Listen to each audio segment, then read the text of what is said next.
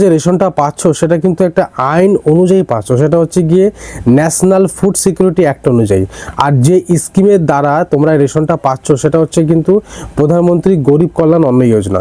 ভারতের প্রায় 80 কোটি মানুষকে কিন্তু এই স্কিমের আয়তায় এনে তাদেরকে কিন্তু সাবসিডাইজ ফুড গ্রেন, মানে এই যে গম বলো, তারপরে তোমাদের চাল বলো, এই সমস্ত যে জিনিসগুলো দেওয়া হয়, দানা শস্য, বিভিন্ন রকম সেরালস, সেগুলো ডিস্ট্রিবিউশন করা হয় পিডিএস এর মাধ্যমে। প্রায় 80 কোটি মানুষকে কিন্তু দেওয়া হয়। আর এর জন্য ভারত সরকারের প্রায় 53,000 কোটি টাকারও বেশি কিন্তু খরচ হয়। তো এখন প্রশ্ন হচ্ছে, এই যে 80 কোটি মানুষ, তারা এই 80 কোটি মানুষের প্রত্যেকেই তো মানে অসমর্থ না ফুড গ্রেনস নিতে। তো তাদের মধ্যে যাদের সত্যিই প্রয়োজন তাদের মানে অ্যাকচুয়ালি এই সাবসিডাইজ ফুড গ্রেনেরটা দেওয়া উচিত। সবার কিন্তু প্রয়োজন নেই। অনেকেই তোমরা খোঁজ নেবে যে আমাদের আশেপাশে বাড়ি, তোমাদের সেটা ভারতের যে কোনো রাজ্যেই তোমরা খোঁজ নেবে, তো দেখবে যে তাদের অনেকেরই আছে কিন্তু দুতলা বাড়ি, তিনতলা বাড়ি, বা তারা বড় সড়ো মানে বিজনেসম্যান, তারাও কিন্তু রেশনটা তুলে নিচ্ছে যেহেতু তারা পাচ্ছে। মানে ডিপলি স্ক্রুটিনাইজ হচ্ছে না গভর্নমেন্টের তরফ থেকে। এই কারণে কিন্তু এই 80 কোটি মানুষ, মানে এটা একদম অবাস্তব একটা ঘটনা যে 80 কোটি মানুষ তারা একদমই অসমর্থ। যারা সমাজের মার্জিনাল মানে বিলো পভার্টি লাইনে রয়েছে, তাদের সত্যিই প্রয়োজন এই রেশনটা, তাদের কিন্তু দেওয়া উচিত।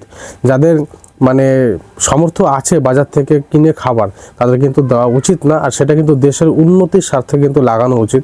যে ভারতের যেমন ডিফেন্স সেক্টর, সেখানে হিউজ অ্যামাউন্টের টাকা খরচ হয়। চীন কিন্তু তাদের যে ডিফেন্স সেক্টর সেটা কিন্তু মানে হিউজ অ্যামাউন্ট ইনভেস্ট করে চলেছে। তাদের যে ডিফেন্স সেক্টর সেটাকে কিন্তু প্রচণ্ড পাওয়ারফুল করে চলেছে। তাহলে চীনের সাথে টক্কর দিতে গেলে ভারতেরও কিন্তু তাদের ডিফেন্সের বাজেট বাড়াতে হবে।